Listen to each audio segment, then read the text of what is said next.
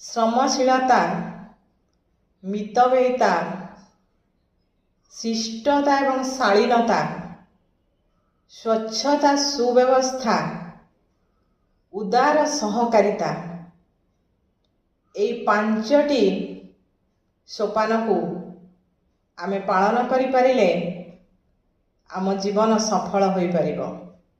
ଏହା ହେଉଛି ସଫଳ ଜୀବନର ପାଞ୍ଚଟି ସୋପାନ।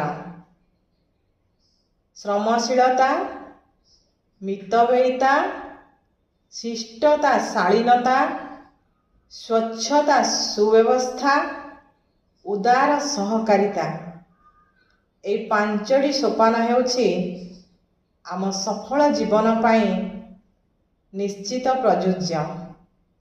ପ୍ରତ୍ୟେକ ମଣିଷ ଚାହେଁ ଗୋଟେ ସଫଳ ଜୀବନ ଅତିବାହିତ କରିବା ପାଇଁ। ତେଣୁ ଏହି ପାଞ୍ଚଟି ସୋପାନ ମଣିଷକୁ ଜୀବନରେ ସଫଳତା ଆଣି ଦେଇଥାଏ ବା ସଫଳ ଜୀବନର ଏହା ହେଉଛି ପାଞ୍ଚଟି ସୋପାନ।